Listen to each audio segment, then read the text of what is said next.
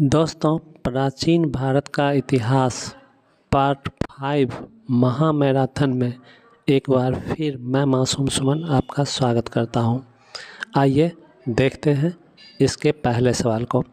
पहला सवाल है, ईसाई धर्म के संस्थापक कौन थे? इसका आंसर होगा ईसा मसीह। अब देखेंगे दूसरे सवाल को। दूसरा सवाल है, ईसा मसीह का जन्म कहाँ हुआ था? इसका आंसर होगा बेथलेहम। दोस्तों, बेथलेहम जेरूशलम में अवस्थित एक गांव है। अब देखेंगे अगले सवाल को। तीसरा सवाल है, ईसाई धर्म का सर्वाधिक पवित्र ग्रंथ है। इसका आंसर होगा बाइबिल। अब देखेंगे चौथे सवाल को। चौथा सवाल है, ईसाइयों का सर्वाधिक पवित्र चिन्ह है। इसका आंसर होगा क्रॉस। अब देखेंगे पांचवें सवाल को। पांचवा सवाल है, ईसाइयों का सर्वाधिक पवित्र दिन है। इसका आंसर होगा शनिवार। अब देखेंगे छठे सवाल को। छठा सवाल है, ईसा मसीह का जन्मदिन किस पर्व के रूप में मनाया जाता है? इसका आंसर होगा क्रिसमस। अब देखेंगे सातवें सवाल को। सातवां सवाल है, ईसा मसीह के पिता कौन थे? इसका आंसर जोसेफ होगा। दोस्तों, ईसा मसीह की माता का नाम मैरी था। अब देखेंगे आठवें सवाल को। आठवां सवाल है, ईसा मसीह की हत्या किसने की थी? इसका आंसर होगा रोमन गवर्नर पॉन्टियस। दोस्तों, रोमन गवर्नर पॉन्टियस ने 33 ईस्वी में ईसा मसीह को सूली पर चढ़ाकर उसकी हत्या कर दी थी। अब देखेंगे 9वें सवाल को। 9वां सवाल है, ईसाइयों का उपासना स्थल क्या कहलाता है? इसका आंसर होगा गिरजाघर। अब देखेंगे 10वें सवाल को। 10वां सवाल है, गिरजाघर का प्रधान क्या कहलाता है? इसका आंसर होगा पादरी। अब देखेंगे 11वें सवाल को। 11वां सवाल है, ईसाइयों का सबसे बड़ा धार्मिक नेता क्या कहलाता है? इसका आंसर होगा पोप। दोस्तों, पोप के आवास को अर्थात पोप जहां निवास करता है उसे पॉपेसी कहा जाता है। अब देखेंगे अगले सवाल को। 12वां सवाल है, पारसी धर्म के संस्थापक कौन थे? इसका आंसर होगा जरथुस्त्र। दोस्तों, जरथुस्त्र ईरान के निवासी थे। अब देखेंगे 13वें सवाल को। 13वां सवाल है, पारसियों का सर्वाधिक पवित्र धर्म ग्रंथ है। इसका आंसर होगा जैन अवेस्ता। अब देखेंगे 14वें सवाल को। 14वां सवाल है, पारसी धर्म के लोग किस देवता की पूजा करते हैं? इसका आंसर होगा अहूर। दोस्तों, पारसी धर्म में केवल और केवल एक देवता अहूर ही हैं जिसकी पूजा होती है। अब देखेंगे 15वें सवाल को। 15वां सवाल है, सिख धर्म की स्थापना किसने की थी? इसका आंसर होगा गुरु नानक। अब देखेंगे 16वें सवाल को। 16वां सवाल है, सिख शब्द की उत्पत्ति किस शब्द से हुई है? इसका आंसर होगा शिष्य। दोस्तों, शिष्य सिख का मूल शब्द है। अब देखेंगे 17वें सवाल को। 17वां सवाल है, गुरु नानक का जन्म कहाँ हुआ था? इसका आंसर होगा ननकाना साहिब। दोस्तों, ननकाना साहिब अब पाकिस्तान में अवस्थित है। अब देखेंगे 18वें सवाल को। 18वां सवाल है, गुरु नानक के पिता कौन थे? इसका आंसर होगा कालो मेहता। दोस्तों, गुरु नानक की माता का नाम तृप्ता देवी था। अब देखेंगे 19वें सवाल को। 19वां सवाल है, सिखों का मक्का किसे कहा जाता है? इसका आंसर होगा अमृतसर। दोस्तों, अमृतसर पंजाब में अवस्थित है। अब देखेंगे 20वें सवाल को। 20वां सवाल है, हरमंदिर साहब की स्थापना किसने की थी? इसका आंसर होगा गुरु अमरदास। दोस्तों, गुरु अमरदास सिखों के तीसरे गुरु थे। अब देखेंगे 21वें सवाल को। 21वां सवाल है, सिखों का सर्वाधिक पवित्र धर्म ग्रंथ है? इसका आंसर होगा गुरु ग्रंथ साहिब। दोस्तों, गुरु ग्रंथ साहिब की रचना गुरु अर्जुन देव ने की थी, जो सिखों के 5वें गुरु थे। अब देखेंगे 22वें सवाल को। 22वां सवाल है, गुरु ग्रंथ साहिब किस भाषा में लिखी गई थी? इसका आंसर होगा गुरुमुखी भाषा में। अब देखेंगे 23वें सवाल को। 23वां सवाल है, खालसा पंथ की स्थापना किसने की थी? इसका आंसर होगा गुरु गोविंद सिंह। दोस्तों, गुरु गोविंद सिंह सिखों के 10वें गुरु थे। अब देखेंगे 24वें सवाल को। 24वां सवाल है, गुरु गोविंद सिंह ने खालसा पंथ की स्थापना कहाँ की थी? इसका आंसर होगा आनंदपुर साहिब। दोस्तों, आनंदपुर साहिब पंजाब में अवस्थित है। अब देखेंगे 25वें सवाल को। 25वां सवाल है, अमृतसर की नींव किसने रखी थी? इसका आंसर होगा गुरु रामदास। दोस्तों, गुरु रामदास सिखों के 4थे गुरु थे। अब देखेंगे 26वें सवाल को। 26वां सवाल है, सिखों के 10वें और अंतिम गुरु कौन थे? इसका आंसर होगा गुरु गोविंद सिंह। अब देखेंगे 27वें सवाल को। 27वां सवाल है, गुरु गोविंद सिंह का जन्म कहाँ हुआ था? इसका आंसर होगा पटना सिटी। दोस्तों, पटना सिटी बिहार का एक शहर है।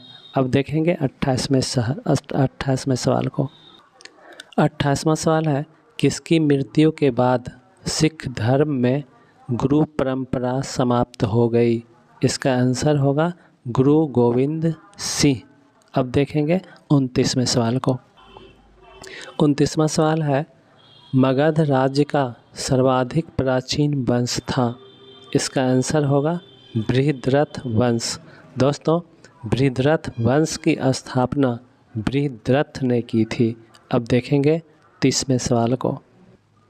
30वां सवाल है, प्रतापी राजा जरासंध किसका पुत्र था? इसका आंसर होगा बृहद्रथ। अब देखेंगे 31वें सवाल को। 31वां सवाल है, बृहद्रथ की राजधानी कहाँ थी? इसका आंसर होगा राजगृह। अब देखेंगे 32वें सवाल को। 32वां सवाल है, बृहद्रथ वंश का अंतिम शासक कौन था? इसका आंसर होगा रिपुंजय। अब देखेंगे 33वें सवाल को। 33वां सवाल है, हर्यक वंश का वास्तविक संस्थापक कौन था? इसका आंसर होगा बिंबिसार। अब देखेंगे 34वें सवाल को। 34वां सवाल है, बिंबिसार की राजधानी कहाँ थी? इसका आंसर होगा राजगृह। अब देखेंगे 35वें सवाल को। 35वां सवाल है, बिंबिसार किस धर्म का अनुयायी था? इसका आंसर होगा बौद्ध धर्म। अब देखेंगे 36वें सवाल को। 36वां सवाल है, जीवक किसका राज वैद्य था? इसका आंसर होगा बिंबिसार। दोस्तों, बिंबिसार का राज वैद्य जीवक था। अब देखेंगे अगले सवाल को। अगला सवाल है, बिंबिसार के बाद मगध की गद्दी पर कौन विराजमान हुआ? इसका आंसर होगा अजातशत्रु। दोस्तों, अजातशत्रु को कुनिक उपनाम से जाना जाता है। दोस्तों, कुनिक का अर्थ होता है पितृहंता। अब देखेंगे 38वें सवाल को। 38वां सवाल है, प्रथम बौद्ध संगीति का आयोजन किसके शासनकाल में हुआ था? इसका आंसर होगा अजातशत्रु। अब देखेंगे 39वें सवाल को। 39वां सवाल है, उदायीन किसका पुत्र था? इसका आंसर होगा अजातशत्रु। अब देखेंगे 40वें सवाल को। 40वां सवाल है, पाटलीग्राम की स्थापना किसने की थी? इसका आंसर होगा उदायीन। दोस्तों, पाटलीग्राम का आधुनिक नाम पाटलिपुत्र है। अब देखेंगे 41वें सवाल को। 41वां सवाल है, हर्यक वंश के किस शासक ने पाटलिपुत्र को अपनी राजधानी बनाया? इसका आंसर होगा उदायीन। अब देखेंगे 42वें सवाल को।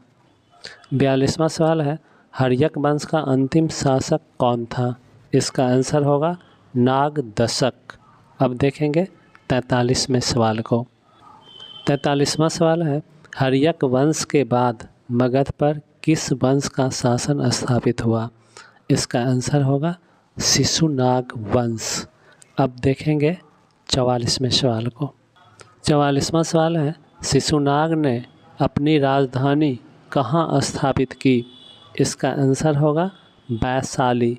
अब देखेंगे 45वें सवाल को। 45वां सवाल है, शिशुनाग का उत्तराधिकारी कौन था? इसका आंसर होगा कालाशोक। अब देखेंगे 46वें सवाल को। 46वां सवाल है, कालाशोक की राजधानी कहाँ थी? इसका आंसर होगा पाटलिपुत्र। अब देखेंगे 47वें सवाल को। 47वां सवाल है, दूसरी बौद्ध संगीति का आयोजन किसके शासनकाल में हुआ था? इसका आंसर होगा कालाशोक। अब देखेंगे 48वें सवाल को। 48वां सवाल है, शिशुनाग वंश का अंतिम शासक कौन था? इसका आंसर होगा नंदीवर्धन। अब देखेंगे 49वें सवाल को। 49वां सवाल है, नंद वंश की स्थापना किसने की थी? इसका आंसर होगा महापद्म नंद। दोस्तों, महापद्म नंद नंद वंश का सर्वाधिक शक्तिशाली शासक था। अब देखेंगे 50वें सवाल को। 50वां सवाल है, नंद वंश का अंतिम शासक कौन था? इसका आंसर होगा घनानंद। दोस्तों, घनानंद सिकंदर महान का समकालीन था। अब देखेंगे 51वें सवाल को। 51वां सवाल है, नंद वंश के बाद मगध पर किस वंश का शासन स्थापित हुआ? इसका आंसर होगा मौर्य वंश। दोस्तों, मौर्य वंश का संस्थापक चंद्रगुप्त मौर्य था। अब देखेंगे 52वें सवाल को। 52वां सवाल है, चंद्रगुप्त मौर्य ने किसकी सहायता से मौर्य वंश की स्थापना की? इसका आंसर होगा चाणक्य। दोस्तों, चाणक्य का वास्तविक नाम विष्णुगुप्त था। अब देखेंगे 53वें सवाल को। 53वां सवाल है, भारत पर आक्रमण करने वाला प्रथम विदेशी था? इसका आंसर होगा साइरस। दोस्तों, साइरस ईरान का निवासी था। अब देखेंगे 54वें सवाल को। 54वां सवाल है, ईरानी आक्रमण के बाद भारत पर दूसरा विदेशी आक्रमण करता था? इसका आंसर होगा सिकंदर। दोस्तों, सिकंदर यूनान का रहने वाला था। अब देखेंगे 55वें सवाल को। 55वां सवाल है, सिकंदर किसका पुत्र था? इसका आंसर होगा राजा फिलिप। दोस्तों, राजा फिलिप यूनान स्थित मकदूनिया का शासक था। अब देखेंगे 56वें सवाल को। 56वां सवाल है, सिकंदर के गुरु कौन थे? इसका आंसर होगा अरस्तु। दोस्तों, अरस्तु एक यूनानी दार्शनिक थे। अब देखेंगे 57वें सवाल को। 57वां सवाल है, सिकंदर ने भारत पर आक्रमण कब किया? इसका आंसर होगा 326 ईस्वी पूर्व में। अब देखेंगे 58वें सवाल को। 58वां सवाल है, सिकंदर का सेनापति कौन था? इसका आंसर होगा सेल्यूकस निकेटर। अब देखेंगे 59वें सवाल को। 59वां सवाल है, सिकंदर का जल सेनापति था? इसका आंसर होगा निर्याकस। अब देखेंगे 60वें सवाल को। 60वां सवाल है, झेलम का युद्ध किसके बीच हुआ? इसका आंसर होगा सिकंदर एवं पोरस के बीच। दोस्तों, सिकंदर जहां यूनान का रहने वाला था, वहीं पोरस पंजाब का शासक था। अब देखेंगे 61वें सवाल को। 61वां सवाल है, सिकंदर भारत से कब लौट गया? इसका आंसर होगा 325 ईस्वी पूर्व में। अब देखेंगे 62वें सवाल को। 62वां सवाल है, सिकंदर की मृत्यु कब हुई थी? इसका आंसर होगा 323 ईस्वी पूर्व। दोस्तों, 323 ईस्वी पूर्व में सिकंदर की मृत्यु बेबीलोन में हुई थी। अब देखेंगे 63वें सवाल को। 63वां सवाल है, मौर्य की राजधानी कहाँ थी? इसका आंसर होगा पाटलिपुत्र। अब देखेंगे 64वें सवाल को। 64वां सवाल है, चंद्रगुप्त मौर्य के प्रधानमंत्री कौन थे? इसका आंसर होगा चाणक्य। अब देखेंगे 65वें सवाल को। 65वां सवाल है, चंद्रगुप्त को जैन धर्म की दीक्षा किसने दी थी? इसका आंसर होगा भद्रबाहु। अब देखेंगे 66वें सवाल को। 66वां सवाल है, चंद्रगुप्त ने सेल्यूकस निकेटर को कब हराया? इसका आंसर होगा 305 ईस्वी पूर्व में। अब देखेंगे 67वें सवाल को। 67वां सवाल है, किसके शासनकाल में चंद्रगुप्त ने अर्थशास्त्र की रचना की? इसका आंसर होगा चंद्रगुप्त मौर्य। अब देखेंगे 68वें सवाल को। 68वां सवाल है, प्रसिद्ध पुस्तक इंडिका की रचना किसने की थी? इसका आंसर होगा मेगास्थनीज। दोस्तों, मेगास्थनीज सेल्यूकस निकेटर का राजदूत था। अब देखेंगे 69वें सवाल को। 69वां सवाल है, चंद्रगुप्त मौर्य की मृत्यु कहाँ हुई थी? इसका आंसर होगा सरवन बेलगोला में।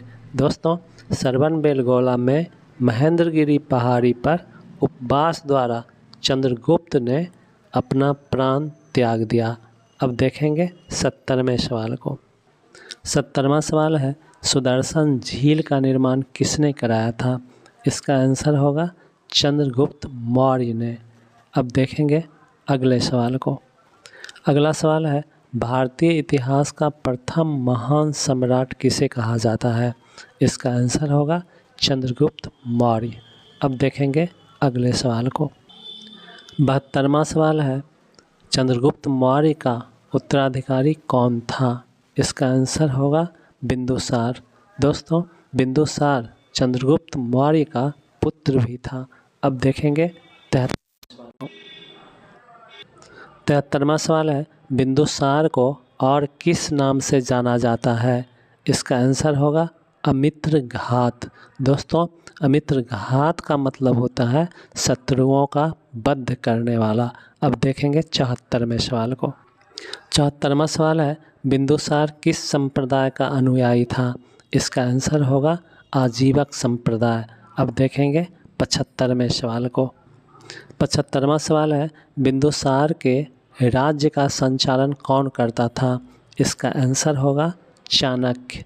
अब देखेंगे 76वें सवाल को। 76वां सवाल है, बिंदुसार की मृत्यु के बाद मगध का शासक कौन बना?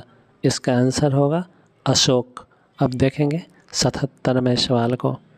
77वां सवाल है, अशोक ने कलिंग पर आक्रमण कब किया? इसका आंसर होगा 261 ईस्वी पूर्व। अब देखेंगे 78वें सवाल को। 78वां सवाल है, अशोक को बौद्ध धर्म की दीक्षा किसने दी थी? इसका आंसर होगा उपगुप्त। दोस्तों, उपगुप्त को मोंगलीपुत्तिस के नाम से भी जाना जाता है। अब देखेंगे अगले सवाल को। अगला सवाल है, अशोक की माता कौन थी? इसका आंसर होगा शुभद्रांगी। अब देखेंगे अगले सवाल को। अगला सवाल है, मास्की और गुर्जर अभिलेखों में अशोक का उल्लेख किस नाम से मिलता है? इसका आंसर होगा अशोक। अब देखेंगे अगले सवाल को। अगला सवाल है, प्रियदर्शी किस मौर्य शासक का उपनाम है? इसका आंसर होगा अशोक। दोस्तों, अशोक को प्रियदर्शी उपनाम से भी जाना जाता है। अब देखेंगे अगले सवाल को। अगला सवाल है, अशोक के शिलालेख में कितनी लिपियों का उपयोग हुआ है? इसका आंसर होगा 4। अब देखेंगे अगले सवाल को। अगला सवाल है, अशोक ने बौद्ध धर्म के प्रचार के लिए किसे श्रीलंका भेजा? इसका आंसर होगा महेंद्र एवं संघमित्रा। दोस्तों, महेंद्र अशोक का पुत्र था, जबकि संघमित्रा अशोक की पुत्री थी। अब देखेंगे अगले सवाल को। अगला सवाल है, अशोक की राजधानी थी? इसका आंसर होगा पाटलिपुत्र। अब देखेंगे अगले सवाल को। अगला सवाल है, अशोक ने आजीवकों के रहने हेतु बराबर की पहाड़ियों में कितनी गुफाएं बनाया था? इसका आंसर होगा 4। दोस्तों ये 4 गुफाएं थी, सुदामा, विश्व झोपड़ी, कर्ज एवं चौपार। अब देखेंगे अगले सवाल को। अगला सवाल है, किस युद्ध ने अशोक को अहिंसा का पुजारी बना दिया? इसका आंसर होगा कलिंग युद्ध। अब देखेंगे अगले सवाल को। अगला सवाल है, तीसरी बौद्ध संगीति का आयोजन किसके शासनकाल में हुआ था? इसका आंसर होगा अशोक। अब देखेंगे अगले सवाल को। अगला सवाल है, श्रीनगर नामक शहर किसने बसाया था? इसका आंसर होगा अशोक। अब देखेंगे अगले सवाल को। अगला सवाल है, अशोक का धम्म था। इसका आंसर होगा सभी धर्मों का सार। अब देखेंगे अगले सवाल को। अगला सवाल है, अशोक का राजधर्म था। इसका आंसर होगा बौद्ध धर्म। अब देखेंगे अगले सवाल को। अगला सवाल है, अशोक की राजकीय भाषा थी। इसका आंसर होगा पाली। अब देखेंगे अगले सवाल को। अगला सवाल है, अशोक की राजकीय लिपि थी। इसका आंसर होगा ब्राह्मी। अब देखेंगे अगले सवाल को। अगला सवाल है, अशोक के शिलालेख की खोज किसने की थी? इसका आंसर होगा पादरेटी फैनथेलर। अब देखेंगे अगले सवाल को। अगला सवाल है, अशोक के शिलालेख को सर्वप्रथम किसने पढ़ा? इसका आंसर होगा जेम्स प्रिंसेप। अब देखेंगे अगले सवाल को। अगला सवाल है, अशोक के किस अभिलेख में कलिंग युद्ध की भयावहता का वर्णन है? इसका आंसर होगा 13वां। अब देखेंगे अगले सवाल को। अगला सवाल है, मौर्य शासन का सर्वोच्च अधिकारी कौन होता था? इसका आंसर होगा सम्राट। अब देखेंगे अगले सवाल को। अगला सवाल है, मौर्य काल में मुख्य न्यायाधीश को क्या कहा जाता था? इसका आंसर होगा धर्माधिकारी। अब देखेंगे अगले सवाल को। अगला सवाल है, मौर्य काल में सरकारी भूमि को क्या कहा जाता था? इसका आंसर होगा सीता भूमि। अब देखेंगे अगले सवाल को। अगला सवाल है, मौर्य काल में गुप्तचर को क्या कहा जाता था? इसका आंसर होगा गूढ़ पुरुष। अब देखेंगे अगले सवाल को। अगला सवाल है, अशोककालीन सोने के सिक्के क्या कहलाते थे? इसका आंसर होगा स्वर्ण। अब देखेंगे अगले सवाल को। अगला सवाल है, अशोककालीन चांदी के सिक्के क्या कहलाते थे? इसका आंसर होगा करसापन। अब देखेंगे अगले सवाल को। अगला सवाल है, अशोककालीन तांबे के सिक्के क्या कहलाते थे? इसका आंसर होगा काकनी। दोस्तों ये इस पार्ट का आखिरी सवाल है। अब हम फिर मिलेंगे एक नए और शानदार वीडियो के साथ। तब तक के लिए बाय।